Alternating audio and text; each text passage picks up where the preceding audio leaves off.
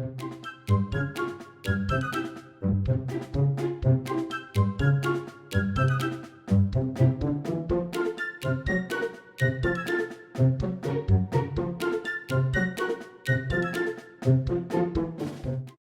eBay sellers. It's Suzanne, and I have another burning eBay question. This time it's from Angela, and she asked, I have a question. I listed an item this morning that we already owned. It is a bone growth stimulator that my husband needed a couple of years ago and has been collecting dust ever since. I looked it up and there were others listed, so I put ours up. It was removed by eBay shortly after, saying it didn't meet requirements for medical devices. Why did mine get removed and not the others? Okay, so good question. You really need to call eBay on these types of things to get that answer because they're going to need you to tell you the reasons that eBay removed it. Now, she did get the standard email that says, some of your listings haven't followed our medical and prescription items policy.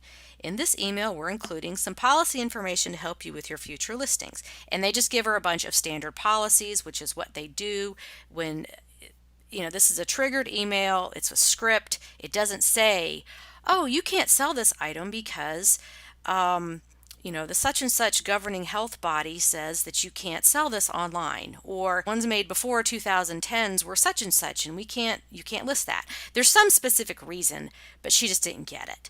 So, and a lot of times they don't even know when you call them because it's just impossible to police everything on eBay. It's just, there's too much.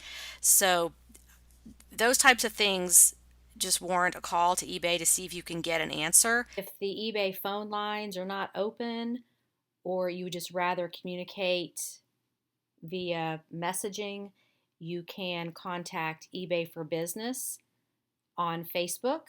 I have had great success in them helping me with different issues and responding in a reasonable amount of time. They usually respond within about 8 hours, which works for me because they have a lot of sellers messaging them with issues, and then you have the solution in writing that you can refer to. If you ever do this and they give you a solution for a problem, make sure to take a screenshot of what they told you in case it's ever questioned or there's a problem down the road. You will have the evidence of what they told you, how to solve that problem. But don't forget about eBay for Business on Facebook, because that's another way to get your questions answered other than the phone lines. If you are listing a medical device, or as eBay refers to them, prescription devices, there is a section under eBay Help that explains what is allowed and what isn't. And granted, it's not exactly 100% clear. Some things are a gray area. So if you're not sure, ask eBay first before you list it to make sure it's allowed. But I feel like as our population ages with the baby boomers, more of them are going to have these kinds of devices because they've had surgeries or other reasons to have been prescribed them. And as more baby boomers come to eBay, they're going to be looking at, well, what do I have around the house that I can sell? And they're going to find these devices and think, well, let me look on eBay and see if anybody's selling this. There may be some there. That doesn't mean they're all allowed. So check out this section under eBay Help called Prescription Devices Policy and read through that. And of course, you can reach out to eBay for Business on Facebook and ask them as well.